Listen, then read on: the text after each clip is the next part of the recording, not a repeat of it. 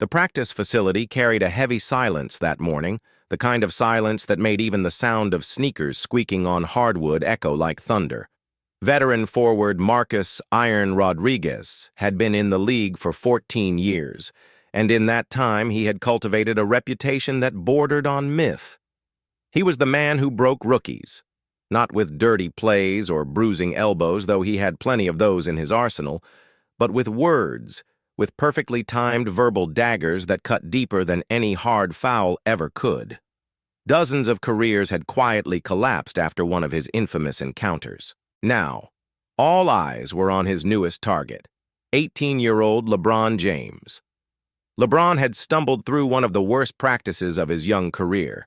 Shots clanged off the rim, passes sailed wide, and his body language screamed frustration. The coaches had blown the final whistle, and most of the team had begun heading toward the locker room when Marcus stepped across the court, his eyes locked on the rookie. He moved slowly, deliberately, like a predator closing in on prey that didn't yet realize it was in danger. "Kid," Marcus said, his voice low but sharp enough to carry across the emptying gym. "You know what I see when I look at you? I see hype. Just hype. A boy pretending to be a man's answer." LeBron froze, towel draped across his shoulders. He wanted to believe it was just another veteran test, another lesson that rookies had to endure. But the look in Marcus's eyes told him this was something else. This wasn't a test. It was an execution. "You think you belong here?" Marcus continued, pacing slowly around him. "You missed open jumpers all morning. You couldn't fight through a single screen without gasping for air. The league doesn't wait for boys like you, James. The league chews you up and spits you out." Every word landed like a punch to the gut. LeBron tried to stay composed, but inside his chest a storm was building. He thought of his mother sitting in the stands, of the sacrifices she had made to get him here. He thought of the nights he'd lain awake dreaming about this exact moment being part of something bigger, proving himself against the best. And now, in front of teammates and staff, this veteran was reducing him to nothing but hype. Marcus leaned in, lowering his voice to a poisonous whisper. "Do yourself a favor, kid. Walk away while you still have a shred of dignity left. Better to quit now than get humiliated every night until the league forgets your name." LeBron's fists tightened around the towel. His instinct screamed to fire back, to shout, to defend himself. But another voice, calmer and sharper, rose inside him. The voice that had carried him through endless hours in the gym, through hunger, through doubt. The voice of his will. Instead of replying, LeBron dropped the towel, walked to the free throw line, and picked up a ball. The sound of bouncing leather filled the silence. One dribble, two dribbles. He set his feet, focused, and released. The ball swished cleanly through the net. He didn't look at Marcus. He didn't need to. He just moved to the three-point line and repeated it again. Swish, again, swish. The sound of the ball sliding through the net became its own form of defiance, a wordless declaration that his spirit was not so easily broken. The teammates who hadn't yet left paused at the gym doors. They knew what Marcus was doing. They had seen it before. But this time felt different. This time the rookie wasn't shrinking. He wasn't cracking. With every shot, LeBron seemed to grow taller, more present, as if determination itself was radiating off of him. Marcus folded his arms, trying to mask his unease, making practice shots when no one guards you. Cute. But when the lights are bright and the crowd's roaring, you'll fold like all the others. LeBron finally turned his eyes on him. There was no anger in them now, no fear, only clarity. "We'll see," he said quietly. Then he launched another jumper that cut the air like a blade, splashing through the net as if to punctuate the statement. For the first time in years, Marcus felt something unfamiliar during one of his verbal assaults. Doubt. The next morning, tension still clung to the air like a storm cloud. Everyone on the team had heard about the confrontation. In whispers, Players debated whether the rookie had stood his ground or simply delayed the inevitable collapse that Marcus always seemed to engineer. Some quietly admired the young kid's composure, while others shook their heads, convinced that Rodriguez would finish what he started. Marcus walked into practice that day with his usual swagger, but inside he carried something he hadn't felt in years: irritation.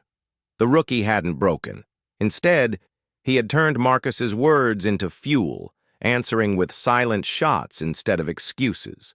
For a man who had built his identity on exposing weakness, this defiance gnawed at him. As drills began, Marcus shadowed LeBron. Every missed layup, every turnover, every fumbled defensive rotation was met with a cutting remark. "That's the chosen one," he sneered after LeBron got blocked at the rim. "Looks like the forgotten one to me." The words were crafted to humiliate, to burrow into LeBron's psyche and make him doubt the very foundation of his confidence. LeBron heard them all, but instead of collapsing, he pushed harder.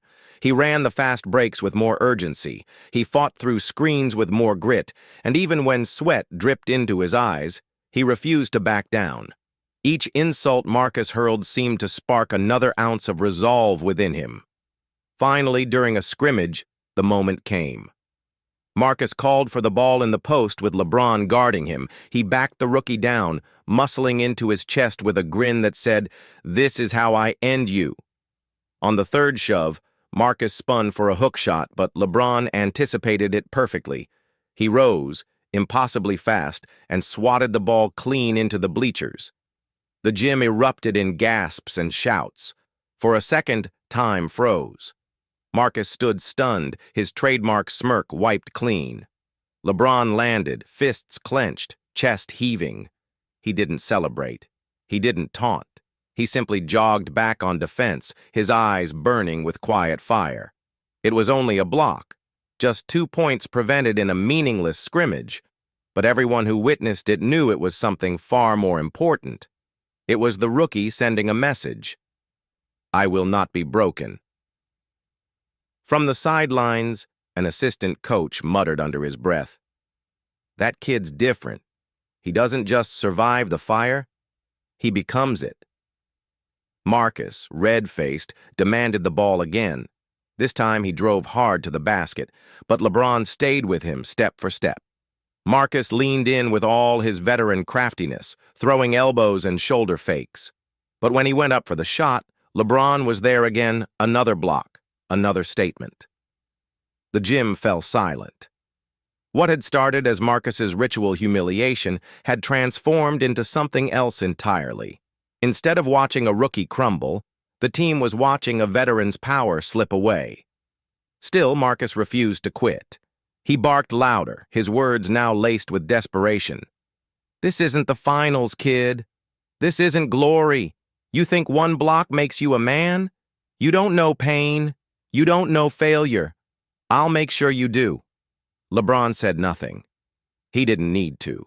His game was speaking louder than any insult could. Possession after possession, he elevated his focus. When Marcus tried to drive, LeBron cut him off. When Marcus sagged on defense, LeBron nailed jumpers in rhythm. Each play turned the narrative. Each moment, a reversal of the veteran's intent. By the end of practice, teammates were exchanging glances. Something had shifted in the room. The whispers that morning about LeBron being just hype had faded, replaced by murmurs of respect. Even the coaches, careful to stay neutral, couldn't ignore the truth written across the floor. The rookie had taken Marcus's poison and turned it into power. Marcus collapsed onto the bench, chest heaving, sweat soaking through his jersey. He stared at the floor, unable to reconcile what had just happened. For the first time in his career, his legendary mind games had not only failed, they had backfired, leaving him exposed. Across the gym, LeBron sat in silence, tying his shoes with steady hands. He didn't gloat, didn't boast. But deep inside, he felt something solidify. This wasn't just about surviving Marcus Rodriguez. This was about proving to himself and to everyone watching that he belonged not as a boy pretending to be a man, but as a man forging his own path. The battle wasn't over. Marcus would strike again, he knew it. But LeBron wasn't afraid anymore.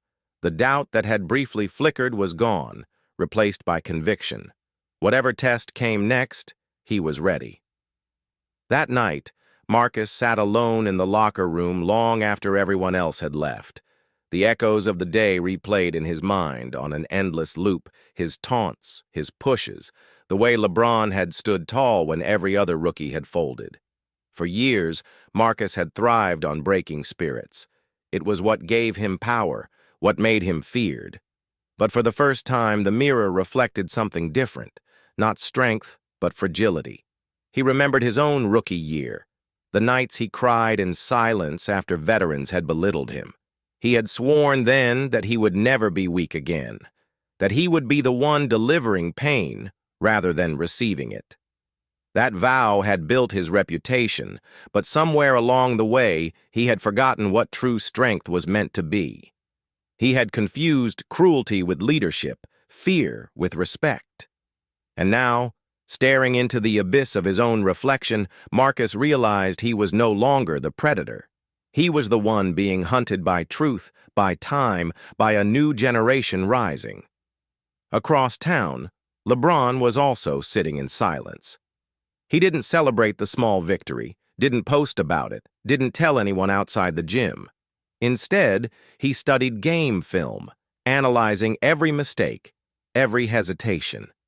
His mother's words echoed in his mind. Strength isn't about what they call you. It's about what you do when no one believes in you. The next morning, practice resumed. Marcus tried again to impose his will, but something fundamental had shifted. His insults no longer landed. They fell to the floor, powerless.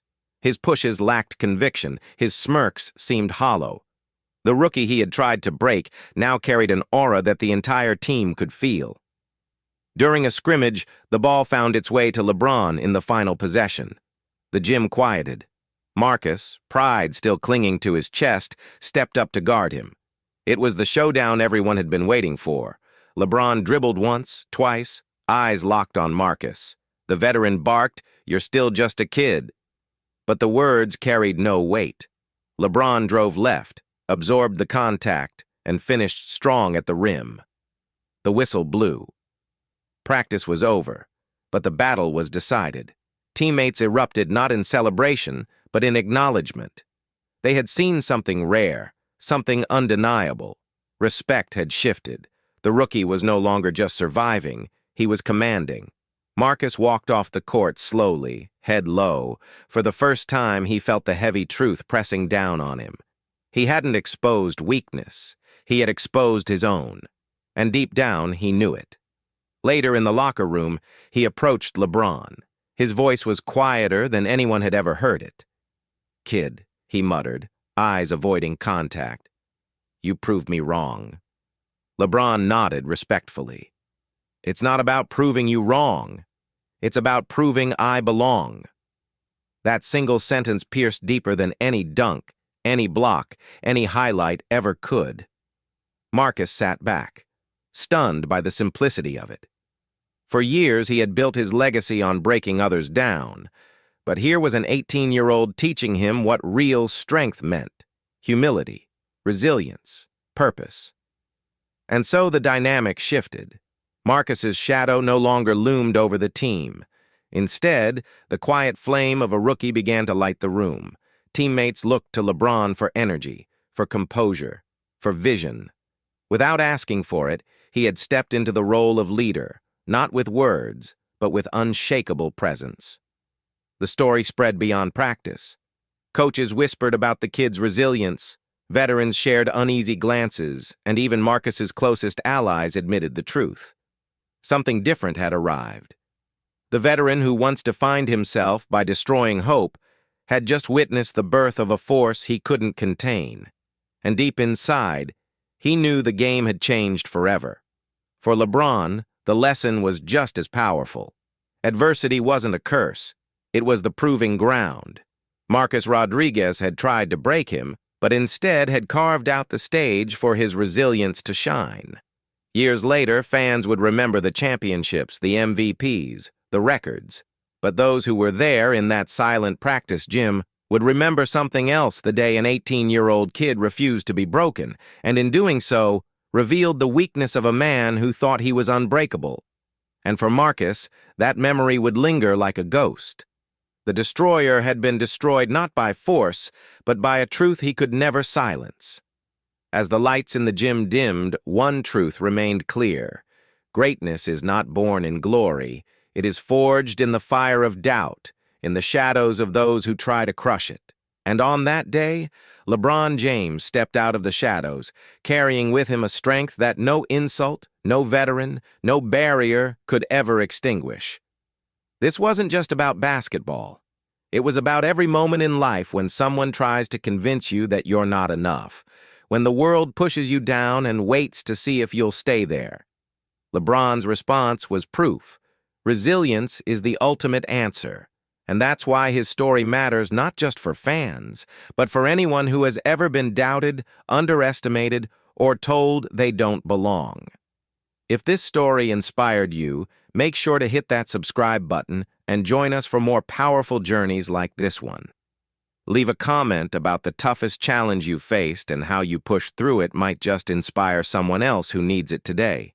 Because in the end, strength isn't about titles or trophies. It's about rising when others expect you to fall. And sometimes, that single rise can change everything.